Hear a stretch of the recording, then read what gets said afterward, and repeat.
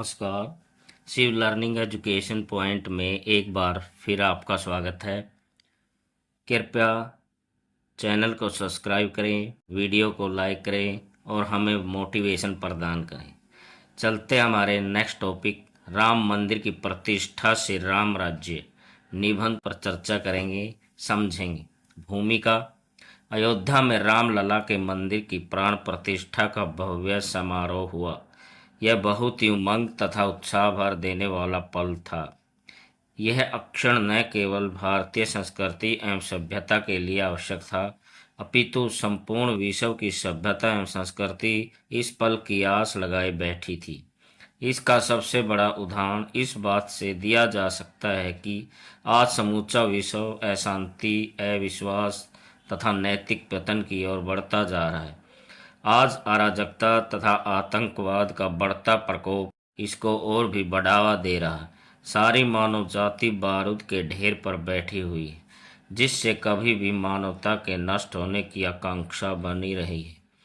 आज अगर इन परिस्थितियों से हमें निकलना है तो संपूर्ण विश्व में राम जैसा आदर्शवाद लाने की आवश्यकता है।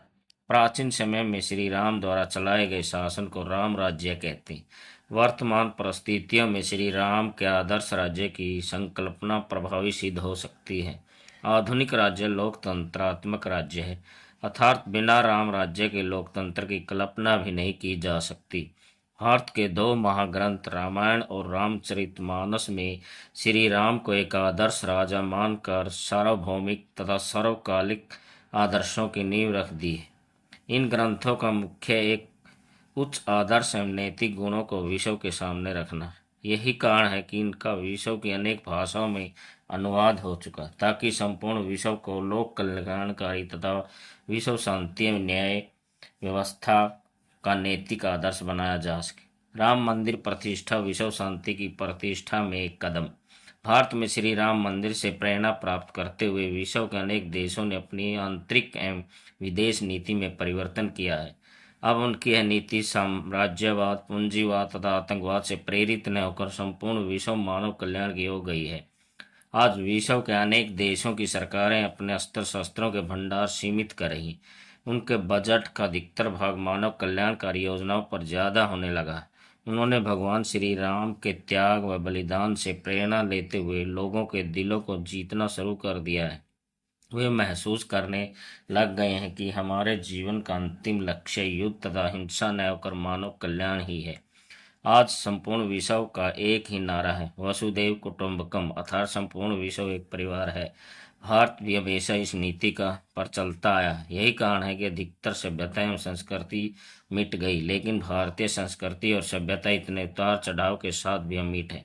इसका मूल आधार श्री राम का आदर्श रूप तथा जन कल्याणकारी भावना है। अगर हम भारतीय संस्कृति से श्री राम का नैतिक व आदर्श रूप निकाल दें तो वह मृत प्राय सी हो जाएगी। इसलिए हमारी भावधारा तथा विचारधारा में हमेशा श्री राम के आदर्श रूप की छवि बसी रहेगी तथा इससे न केवल भारतीय अपितु संपूर्ण विश्व की सभ्यताएं संस्कृतियां पोषण प्राप्त करती रहेंगी। अतः श्री राम भारत के राम न होकर विश्व के मन रूपी मंदिर के राम मन बन गए हैं। राम मंदिर प्रतिष्ठा राष्ट्र गौरव का विषय। राम मंदिर प्रतिष्ठा न केवल हर भारतीय के लिए अपितु संपूर्ण विश्व के लिए गौरव का पल लेकर आई है। इस कारण आज संपूर्ण समाज में जो अकारण विवाद को लेकर झगड़ा है उसे खत्म करके नए युग का निर्माण करना चाहिए। राम मंदिर को पिछले कई सौ वर्षों तक अनेक आक्रमणकारी मंदिर निर्माण की रोक तथा विनाश को लेकर आए, ताकि भारतीय जनमानस को हतोत्साहित करना था, परंतु इस पर भी हम झुके नहीं। हमारा संघर्ष निरंतर चलता रहा और आखिरकार आज वह दिन आ गया जब हम ही नहीं संपूर्ण विश्व हमारे इस मंदिर निर्माण के संघर्ष पर गर्व कर रहा है। राम मंदिर की प्रतिष्ठा के अवसर पर समस्त विश्व से बधाई तथा मैत्री संदेश आने लगे। इसका लाभ न केवल भारतीय अपितु पूरे यूरोप और अफ्रीका में भी दिखाई देने लगा। इसको लेकर ब्रिटेन की संसद में शंख ध्वनि की गई। ब्रिटेन की संसद में श्री राम की मूर्ति स्थापित की गई। ब्रिटेन के प्रधानमंत्री ऋषि सुनक ने श्री राम के कीर्तन में भाग लिया। बुर्ज खलीफा की भव्यता भी श्री राम में लग रही थी। फ्रांस के राष्ट्रपति ने भी भारत के अयोध्या आने तथा राम के दर्शन करने की इच्छा प्रकट की। मेरी लिस्बन, जो अमेरिकी गायिका है, अपने अंदाज में श्री राम का गुणगान किया। अमेरिका का टाइम्स स्क्वेयर श्री राम का कीर्तन का उदाहरण रहा। नासा ने भी श्री राम मंदिर की इमेज जारी कर अपनी आस्था श्री राम में प्रकट की। मॉरिशस में भी सरकारी कर्मचारियों को 2 घंटे की छुट्टी मिली ताकि वे इस भव्य राम आयोजन को देख सकें। इन सब तथ्यों के आधार पर हम कह सकते हैं कि राम प्रतिष्ठा का गौरव भारत बना, अपितु संपूर्ण विश्व ने इसकी प्रतिष्ठा व गौरव को सराहा व स्वीकार किया है। राम मंदिर निर्माण से पुरुषार्थी समाज का निर्माण। राम मंदिर निर्माण प्रतिष्ठा से हमारे पुरुषार्थ में वृद्धि की। यह ठीक है कि हम लंबे समय तक विदेशी आक्रांताओं की नीतियों तथा आक्रमणों का शिकार हुए, मगर हमने अपने पुरुषार्थ को नहीं छोड़ा। हम विवश और मजबूर होते हुए भी इन आक्रमणकारियों से लोहा लेते रहे। श्री राम मंदिर निर्माण की प्रतिष्ठा में हमने लगभग 500 वर्षों का संघर्ष हमारे पुरुषार्थ को उजागर करता है। हम जहाँ भी, कहीं भी, किसी भी परिस्थिति में रहें, मगर हमने अपने आदर्श एवं उच्च नैतिकता के प्रतीक श्री राम को आज तक नहीं भूल पाए। यही कारण है कि हमारे पूर्वजों ने श्री राम मंदिर निर्माण की प्रतिष्ठा का जो सपना देखा था वह आज फलीभूत होने का पल आ गया। हम भारतवासियों ने इन 500 वर्षों के संघर्ष में न केवल अपने अपने क्षेत्र में उन्नति की, अपितु हमने हर पल, हर क्षण, हर सांस में श्री राम को जिया व भगवान भावना में पाया। इस दिन के लिए हमारे पूर्वजों ने संघर्ष, युद्धों और बलिदानों का भाव प्रत्येक हिंदू में सदियों तक बना रहा और बना रहेगा। श्री राम के अनेक आदर्श तथा गुणों से प्रेरणा लेकर हम अपने पुरुषार्थ में वृद्धि कर सकते हैं। कर्तव्य परायणता, सौम्यता, सरलता, क्षमा, सत्य, निष्ठा, बल और पराक्रम आदि गुणों को अपनाकर हम पुरुषार्थी समाज का निर्माण कर सकते हैं। यही गुण श्री राम की सच्ची पूजा का आधार बनेंगे। न केवल भारत अपितु संपूर्ण विश्व में इन पुरुषार्थी गुणों को अपनाकर पूरे विश्व का पुनर्निर्माण किया जा सकता है और पुरुषार्थी उज्ज्वल व गौरवमय होगा।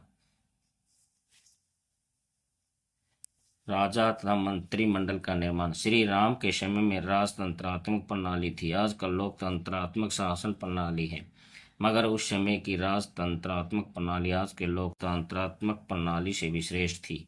इसका सबसे बड़ा उदाहरण श्री राम को उत्तराधिकारी मानने के लिए आम जनमानस, मंत्रीगण एवं बुद्धिजीवियों तथा आचार्यों और गुरुजनों की सलाह ली थी। इस बात को आधार मानते हुए हमें देश की घटनाओं, समस्याओं तथा जटिल विषयों पर जनमत की राय लेनी चाहिए। इसी प्रकार का दूसरा प्रसंग है, जब भरत श्री राम को वन से अयोध्या वापस लाना चाहते हैं तो वे समस्त सभासदों, गुरुजनों तथा अयोध्या वासियों से इस बात पर मंत्रणा करते हैं और सबकी सहमति से कार्य करते हैं। ये सब बातें आधुनिक शासन व्यवस्था को जाननी व समझनी चाहिए और योग्य व्यक्ति को शासन जनता की राय के अनुसार सौंपना चाहिए। इस पर किसी ने ठीक ही कहा है, यथा राजा तथा प्रजा। इसी कड़ी में सरकार व शासकों को चाहिए कि वे मंत्री बनाते समय योग्य, अनुभवी, शूरवीर, धैर्यवान तथा बुद्धिमान व्यक्ति को ही मंत्री बनाना चाहिए। शासन के कठिन तथा समस्यात्मक विषयों पर मंत्री परिषद को मंत्रणा अवश्य करनी चाहिए। उन्होंने इस बात का भी ध्यान रखना चाहिए कि शासन के मुख्य पदों पर देश के योग्य, विद्वान, बुद्धिजीवी तथा कुशल लोगों को नियुक्त करना चाहिए। मूर्खों के साथ समझौता व संधि नहीं करनी चाहिए और न उन्हें अपने राज्य में शरण देनी चाहिए। अपने देश की शांति व्यवस्था, सुरक्षा तथा संवेदनशील मामलों की दूसरे देशों के मंत्रणा नहीं करनी चाहिए तथा गोपनीयता बनाए रखनी चाहिए। राष्ट्र रक्षा तथा न्याय व्यवस्था को प्रेरणा। राम मंदिर प्रतिष्ठा से हम देश की प्रतिष्ठा तथा न्याय व्यवस्था को दुरुस्त करने का उपाय निकाल सकते हैं। आज की न्याय व्यवस्था बहुत ही जटिल तथा दीर्घकालीन प्रतीत हो रही है। यह व्यवस्था न्याय पाने वालों के लिए उबाऊ व समस्या पैदा कर रही है। इसे समय के अनुसार बदलने की आवश्यकता है। हमारी न्याय व्यवस्था का यह आधार होना चाहिए कि चाहे सैकड़ों अपराधी मारे जाएं, मगर एक भी बेकसूर को हानि न हो, दंड कठोर न हो तथा अलगाव उत्पन्न करने वालों को कठोर दंड मिलना चाहिए। अपनी गुप्तचर एजेंसियों के माध्यम से सभी उच्च पदाधिकारियों पर नजर रखनी चाहिए। न्याय व्यवस्था दंडात्मक कम अपितु सुधारात्मक ज्यादा होनी चाहिए। गरीब से गरीब व्यक्ति को उचित न्याय मिलना चाहिए। इसी प्रकार का विषय राष्ट्र रक्षा में भी लिया जा सकता है। धैर्यवान, शूरवीर, बुद्धिमान व्यक्ति को सेना का सर्वोच्च पद देना चाहिए। सैनिकों की समस्याओं का समय समय पर समाधान करना चाहिए। सेना को अच्छा वेतन तथा भत्ते दिए जाने चाहिए। किसी भी देश के शत्रु को दुर्बल नहीं समझना चाहिए। अपनी सेना तथा सैनिकों को अच्छे से अस्त्र शस्त्र उपलब्ध कराने चाहिए। सैनिकों को नई नई तकनीकों का ज्ञान देना चाहिए। सभी सैनिक छावनियों तथा किलों का निर्माण सुरक्षा की दृष्टि से होना चाहिए। सैनिकों की रसद, सैन्य सामग्री तथा उनकी खाद्यापूर्ति सुनिश्चित ढंग से होनी चाहिए। सैनिकों में देश प्रेम और देशभक्ति की भावना को भावात्मक रूप से पैदा करनी चाहिए। सामाजिक सुरक्षा व अर्थव्यवस्था। श्री राम मंदिर प्रतिष्ठा से हमारी सामाजिक भावना तथा अर्थव्यवस्था उभर कर सामने आई। हमारे सामाजिक बंधन सौहार्दपूर्णता मैत्रीपूर्ण होने चाहिए। समाज में सभी वर्गों को समान अधिकार व उन्नति के समान अवसर प्राप्त होने चाहिए। उत्पादन व वितरण के साधनों पर संपूर्ण समाज का अधिकार होना चाहिए, न कि कुछ वर्गों व समुदाय का। हमें सामाजिक रीति रिवाजों प्रथाओं का अंतर्मन से पालन करना चाहिए। रूढ़िवादी तथा अंधविश्वासी प्रथाओं को बंद कर देना चाहिए। सामाजिक बुराइयों का पूर्ण रूप से समाप्त कर उन पर अंकुश लगाना चाहिए। हमारा सामाजिक ताना बाना भ्रातृत्व भेदभाव मुक्त तथा विकसित समाज का निर्माण करने वाला होना चाहिए। शासकों को सामाजिक त्योहारों में अवश्य शामिल होना चाहिए। इस कड़ी में हमारी अर्थव्यवस्था का नंबर आता है। हमारी अर्थव्यवस्था कृषि आधारित है, इसलिए कृषि उद्योग तथा तालाबों तथा सिंचाई की उचित व्यवस्था होनी चाहिए। देश के अंदर मानव श्रम का उद्योगों में प्रयोग करना चाहिए। कुटीर उद्योगों को बढ़ावा दिया जाना चाहिए। उद्योगों में निर्मित वस्तुएं अधिकतर समाज व देश की आवश्यकताओं को पूरा करने वाली होनी चाहिए। प्रत्येक योग्य व्यक्ति को काम मिलना चाहिए। सरकार का भी दायित्व है कि वह उचित औद्योगिक नीति बनाकर भारतीय अर्थव्यवस्था को बढ़ाने में महत्वपूर्ण भूमिका अदा करनी चाहिए, क्योंकि किसी ने सच ही कहा, जिस देश की अर्थव्यवस्था दुरुस्त है वह देश उतना ही सुरक्षित है। जन कल्याण की प्रेरणा। हम राम मंदिर प्रतिष्ठा से अधिक जन कल्याण की भावना का विकास कर सकते हैं। अयोध्या में न केवल एक रामलला का मंदिर बनाया गया, अपितु इससे भी आगे मंदिर निर्माण के साथ साथ अनेक जन कल्याणकारी योजनाओं को भी धरातल पर उतारा गया, ताकि अयोध्या ही नहीं बल्कि संपूर्ण मानव जाति के कल्याण का मार्ग प्रशस्त हो सके। राम मंदिर तथा राम का आदर्श चरित्र ही उसके प्रजा कल्याणकारी झांकी प्रस्तुत करता है। राम के जन कल्याणकारी योजनाओं में राष्ट्र प्रमुख का सिद्धांत आता है, अर्थात कोई भी कार्य, व्यापार, व्यवसाय आदि करते समय हमें राष्ट्र हित का अवश्य ध्यान रखना चाहिए। वैश्विक शांति, भाईचारा, सौहार्द तथा विश्व में प्रजातांत्रिक मूल्यों की स्थापना सरकारों द्वारा सुनिश्चित होनी चाहिए। असहायों, महिलाओं, कमजोर वर्गों आदि को सुरक्षा का दायित्व भी सरकार का होना चाहिए। हमें देश में उत्पन्न कृषि, उद्योग, व्यापार, व्यवसाय आदि की उन्नति का प्रयास करते रहना चाहिए। हमारा विकास इस प्रकार का होना चाहिए कि जिससे पर्यावरण को भी कोई खतरा न हो और हम अपनी उन्नति के साथ साथ हमारी आने वाली संतानों के भविष्य की उन्नति का भी ध्यान रखते हुए विकास करें। हमारा विकास हमेशा जन कल्याणकारी और पर्यावरण की रक्षा का दायित्व निभाने वाला होना चाहिए। निष्कर्ष। निसंदेह कहना कोई अतिशयोक्ति नहीं होगी कि अयोध्या में श्री राम का मंदिर प्रतिष्ठा केवल भारत तथा हिंदुओं के लिए लाभकारी सहायक होगी।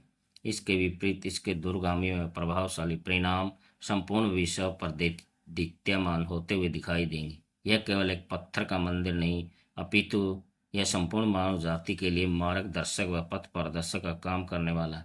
इसकी नींव इतनी गहरी तथा आस्था व विश्वास का चूना तथा बलिदानों के एक एक पत्थर ने इसके अनुपम रूप को गढ़ा है तथा संपूर्ण समर्पण भाव इसकी छत के समान सदियों तक इसकी रक्षा करता रहेगा। इससे श्री राम के चरित्र तथा आदर्शवादी विचारों का लेप किया गया और जो इससे सदियों तक जिंदा रखेगा। श्री राम के नैतिक, सामाजिक, मौलिक, शांति तथा युद्ध आदि के जो नियम या विचार थे वह सदियों तक संपूर्ण विश्व को सौहार्दपूर्ण जीवन जीने में प्रेरणा देते रहेंगे। इन पर आधारित बातों पर चलकर किसी भी जाति, सभ्यता एवं संस्कृति को युगों युगों तक संस्कार में तथा नैतिक रूप से अक्षुण्ण बनाए रखा जा सकता है। निसंदेह यह मंदिर नहीं, हमारी आस्था, विश्वास तथा नैतिकता का जीता जागता उदाहरण है। इस पर किसी ने ठीक ही कहा, भरा नहीं जो भाव से बहती जिसमें भक्ति धार नहीं, हृदय नहीं वो पत्थर है जिसमें राम के प्रति प्यार। जय श्री राम, जय श्री राम। धन्यवाद। कृपया वीडियो को लाइक करें, चैनल को सब्सक्राइब करें और हमें मोटिवेशन प्रदान करें।